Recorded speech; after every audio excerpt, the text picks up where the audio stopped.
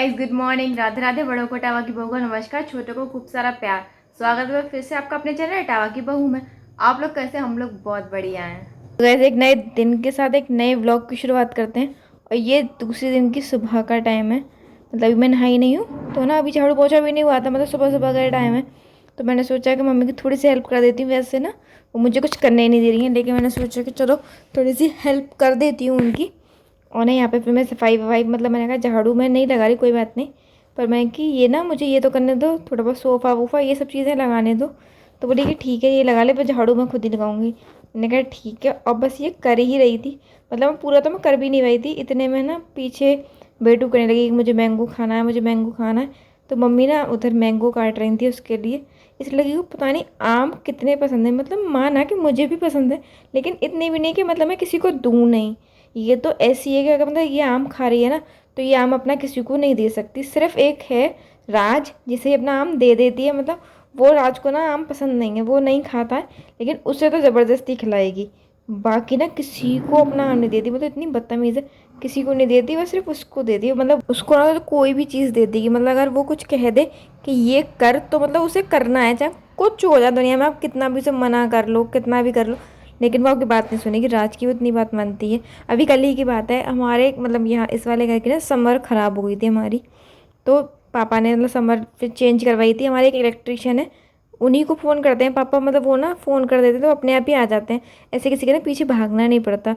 तो ये चीज़ अच्छी है, तो हम उनको फ़ोन कर देते हैं। तो वो उन्होंने आके चेक किया, उन्होंने कह दी कि समर ख़राब है। तो वो ना सुबह, मतलब दोपहर के टाइम की बात थी, वो गए, इसीलिए स्पेशली वो अलीगढ़ गए, क्योंकि यहाँ पे जहाँ पे हम लोग रहते हैं कासिमपुर, ये छोटा मतलब कस्बा टाइप है। तो ऐसे में बड़ी बड़ी चीज़ें और मतलब ये सब चीज़ें नहीं मिलती, इतना ना सामान नहीं मिलता ऐसा कि मतलब आप वैसा ले लो कि समर और ये मोटर वगैरह, ये मतलब कंपनी की नहीं मिलती, ब्रांड मतलब अच्छी अच्छी कंपनियों के नहीं मिलते। तो अलीगढ़ जाना पड़ता है रेलवे रूट। तो वो वहाँ गए और वहाँ हो रही थी बहुत ज़्यादा बारिश। तो बेचारे फंस गए। वो रात में आ पाए 9 बजे, फिर भी ना वो सीधे यहाँ पे हमारे घर ही आए वो लगाने। मतलब होता है ना कि किसी किसी की आदत होती है अच्छी। तो वो पापा ने उनसे कहा भी कि मतलब अब क्या, अब तुम ऐसा करो, तुम ना अब कल लगा देना सुबह, कोई बात नहीं हम लोग एडजस्ट कर लेंगे। पानी ही ख़त्म हो चुका था हमारी टंकियों में ना, तो ये दिक्कत हो रही थी कि हमारी टंकियों में पानी नहीं था।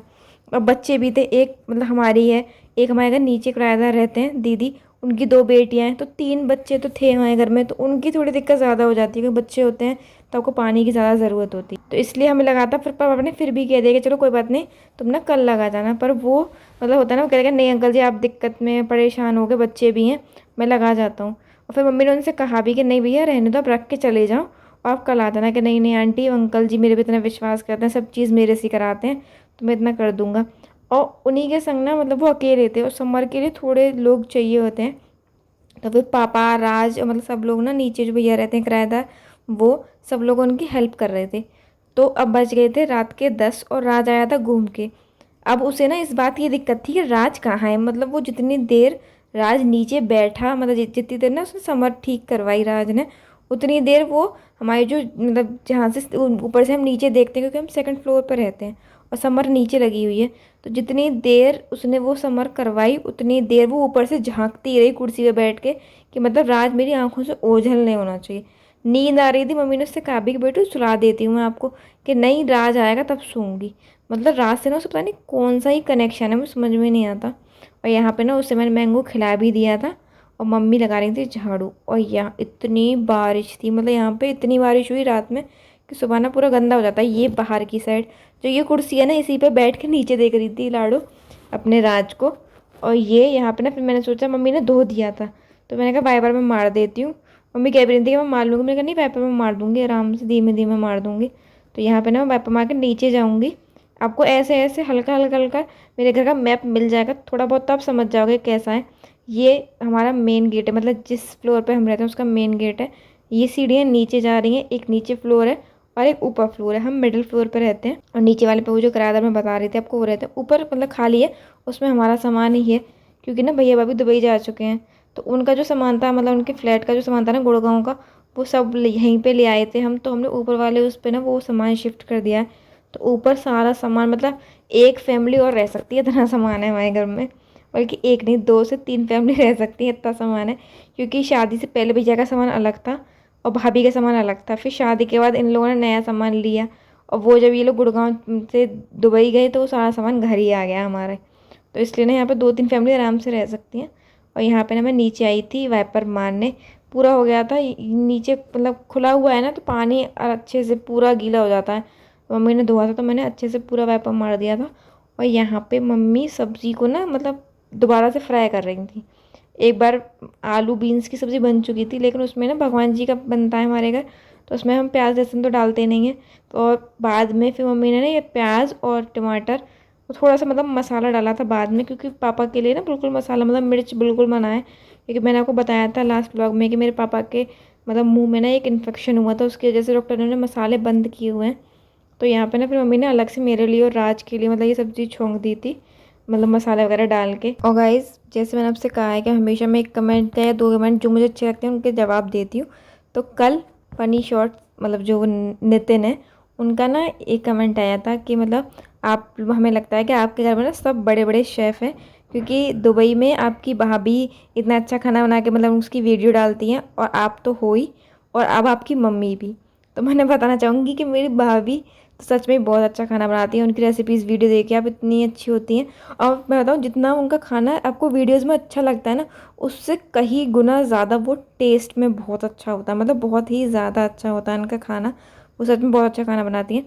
और मेरी मम्मी भी बहुत अच्छा खाना बनाती है। मैंने बहुत वीडियोज़ में बोला है कि कुछ कुछ चीज़ें ऐसी हैं कि मतलब मुझे किसी के हाथ की अच्छी नहीं लगती, अपनी मम्मी और अपनी भाभी के हाथ की अच्छी लगती हैं। और मतलब ज़्यादातर चीज़ें ऐसी हैं कि मुझे ना इन दोनों के हाथ की अच्छी लगती है। मतलब शादी से पहले मुझे सिर्फ मम्मी के हाथ की अच्छी लगती थी, लेकिन अब भाभी आ गई हैं तो उनके हाथ की भी खाई है, तो अब मुझे उनके हाथ की भी मतलब चीज़ें अच्छी लगती हैं। हाँ मैं बना लेती हूँ, लेकिन हाँ इतनी ज़रूर है कि इन दोनों से मेरा कोई कंपैरिजन नहीं है। ये दोनों तो बहुत ही अच्छा खाना बनाते हैं। इतना अच्छा खाना तो नहीं बना पाती, लेकिन हाँ मैं काम चलाओ बना लेती हूँ। पेट तो मैं भर ही लेती हूँ।